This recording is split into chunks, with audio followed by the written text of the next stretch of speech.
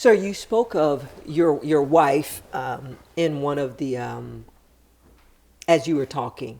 So speak of being an officer.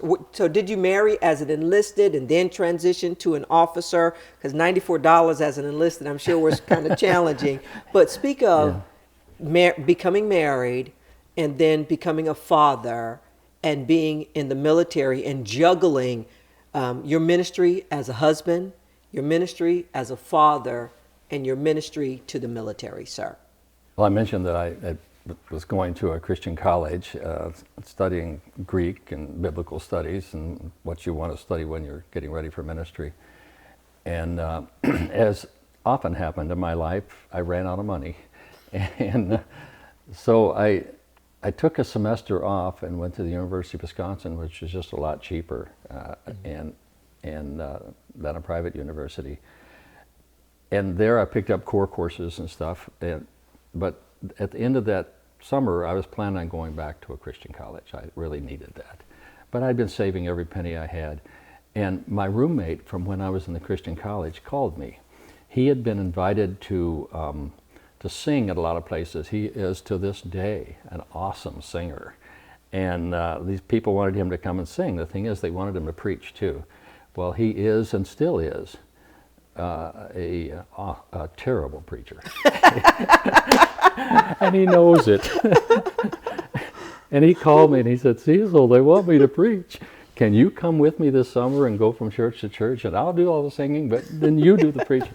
And of course, I didn't have any degree. I wasn't ordained. I wasn't licensed. I had never taken a preaching course. But I had a passion, and I just overflowed right in front of people. And so the first church we went to, we got out of the car on a Saturday to go meet the pastor. And I think I opened the door, and there stood the woman who was to become my wife. She was with her mom and dad. They were taking family photos at the church. And so talked to the pastor for a little while, and then, like I say, I've always been pretty shy. Because I'm so passionate about ministry, people think I'm not shy, but I am. I'm real shy. And so I kind of got closer to her, and I started saying, so you go to a Christian college? Oh, yeah. She told me about it, and I said, oh, that's where I think I want to go. And then I said, and what do you do in the church here? She says, well, whenever I come home from college, she said, I'm the pianist. I play the piano, and I teach things like that and stuff. And she's only 18 years old, but she was a senior in college. Okay. So she was kind of blitzing it through. Yes, sir. You know, and so I thought, whoa, yeah. So I talked to her a little while, and I said, you own your own piano? Which is a dumb thing to say, but I couldn't think of anything else to say. She says, no, I don't have one. You know, and I said, oh, I'll get you one. Well, I was probably worth about $12 or $13. That was my whole net worth. I had a car, but it couldn't have been worth more than $12 or $13. It was just as rusty. Every time I'd park, you could see the rust ring around it. And so I just really liked her. And I thought, wow, what's going on here? And so I told my friend, the singer, that I said, I really like that girl. And he said, well, my girlfriend and I are going to an amusement park. Why don't we invite her to go with us? And I said, oh, I couldn't do that. She's way above me. You know, she's beautiful. To this day, she's just absolutely beautiful.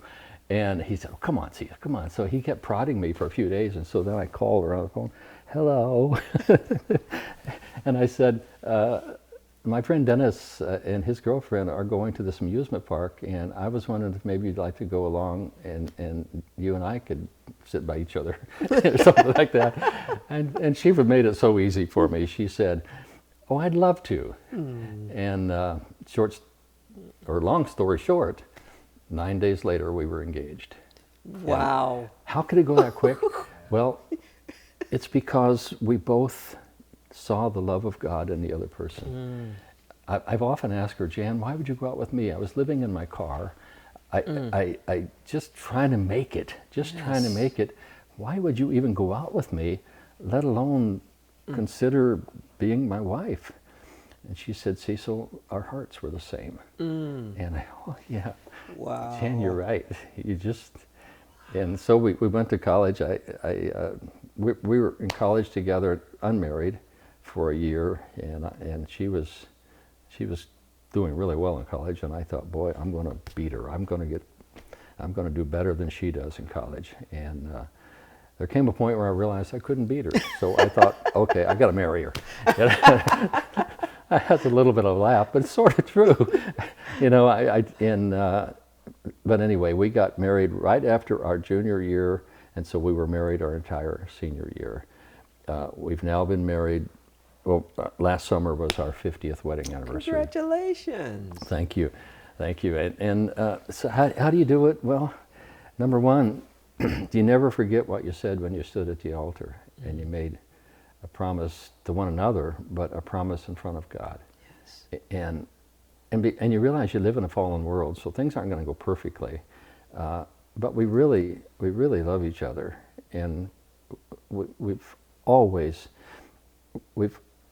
stuck together, no matter what. She wants to go with me every place I go, and we've just always done ministry together.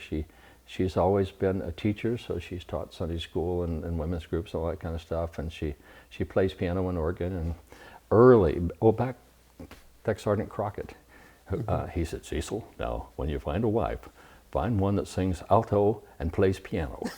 Well, she sings alto and plays piano. He would be proud of me. Yes, yes. But it was pretty rough at first, as it always is when you first get married, and because we were in our last year of college, and then we graduated, and I went away to seminary, and we were told by several sources that my wife could never have children. She had been in an accident and as a teenager, and the doctor said, well, you never have kids. Well, we ended up, we had a baby. And then, and so Jan and I were just scraping everything we could, you know, we were eating chicken backs and macaroni, and that's all we had, nothing else, chicken backs and macaroni, just to be able to make it, you know, financially, because wanting to be a missionary, we didn't want to be in debt. So we thought, he can't go to the mission field owing a big car payment or something. So we really struggled, and then after our first son was born, then the doctor said, well, one thing for sure, you'll never have another one, you know. Well, the second one was born, and we just almost gave up. I was just at my wit's end, saying, I can't even pay the hospital bill, and the bill for seminary is coming up. How am I going to do that? And I was so upset. Our oldest was crying bad, and I walked up to him and I raised my hand to him, just like I was going to slap him, you know. But I didn't come close. See, my father was a child beater, and I remembered everything he had done to me, and I honor my father, but I don't honor that part. And so, in my mind, I quit seminary. That was it. You know, we're done. And when Jan got home, she could see I was upset, and I said, Jan, I have to go for a walk, and I have to pray. I just got to pray and pray and pray. So I just went walking, and I came around this corner where there was a jewelry store, and there was a man standing outside the jewelry store holding this big clock, an old clock. And the jeweler said to him, I'm sorry, I have no idea where you could get a clock like that fixed around here.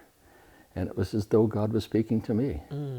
So I took right off, I put an ad in a newspaper saying, I repair old clocks and antiques, and I gave my phone number. And then I went directly to the library to get a book on how to repair clocks, because I knew nothing about repairing clocks. But I started Roland's Clock Repair, and just clocks kept flooding in. I mean, our house was, our kids got a rhythm, because all these alarm clocks and chime clocks in our house, because I'd run them for a few days to make sure they ran perfectly, and then I'd call and tell people they were ready. And so our house was just filled with clocks, and I was able to pay for full tuition on one of the most expensive seminaries in America, one of them. And we graduated totally debt-free, plus paid for a new car. And And I could tell you another story too, but it was just a matter of depending on God when there's no other place to turn, and trying to learn to depend on Him without looking for another place to turn. But we ended up with 3 children, and then when I was called into the military, into the Air Force, it just seemed like a wonderful, wonderful dream. And one story I'll tell you. We were stationed in Albuquerque at Kirtland Air Force Base, and we were pretty new there, and I had this real old Suburban vehicle, a 9-passenger, and I said to Jan, I want to take the boys out into the mountains around here, because we had never been in that area, and I want to just camp out with them. So it was the 2 older ones. The youngest one was still a baby, and so I took the 2 older guys out there, and we were just having a wonderful time, and suddenly it started snowing. It was high mountain. It was just like September or something, but it was snowing. And I thought, wow, this is really something. But then, whoosh, it got high. I thought, I got to get out of here. I didn't have good tires anyway, and it was only 2-wheel drive. So I threw everything in there, put the kids in there, and I jumped in the car and surged forward and made it about 6 inches, and I was hopelessly stuck. And I thought, oh no, what'll I do now? I can't get out of here. The boys are cold, and so I tried to make a fire to cook their supper. Well, the wood was wet, so wet I couldn't get it started. So we pulled in the back, and I fed them cold hot dogs, and I thought, well, we'll just sleep back here until tomorrow, and we'll just wrap up in the sleeping bags. Well, my middle son got sick. I mean, really sick. Vomiting, projectile sick, all over the sleeping bags, and I'm just at a low point, saying, "Oh no, how can it get any worse?" And I'm just saying, "Oh man!" And then my oldest son, who's now an Air Force chaplain, he was 8 years old at the time, and he said, "Dad, shouldn't we pray?" Oh. But he'd learned the pattern of our life despite me. And I said, but I wasn't feeling real spiritual, so I said, "Steve, why don't you pray?" And for the rest of my life, I mean, simulated Bible right here, for the rest of my life, I'll never forget the prayer that little boy prayed. He said, "Dear Lord, please send a 4-wheel drive Chevrolet truck to pull us out of the snow." And so help me, it wasn't 2 minutes before a 4-wheel drive Chevrolet truck full of teenagers and firewood came barreling through the snow, pulled up right beside us and said, "You guys need any help?" Well, yeah, do you have a chain? Oh, sure. So they hooked onto us and pulled us out to the paved road. And Steve doesn't remember that. He does remember it, but he's always modeled trusting in God. That's it. And so are the other 2 boys. That's just a part of their life. In the Air Force, post-Air Force, it's just a part of their life, and it's our family experience.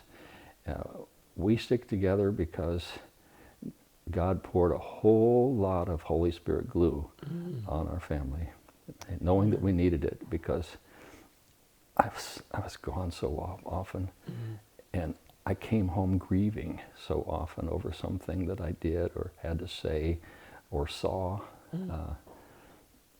and God kept us together. And my boys, they've often said to me, they want to encourage me, but even more than that, they said, "Dad, I can't think of a better childhood." What a wonderful thing to hear from your kids. Yes, sir.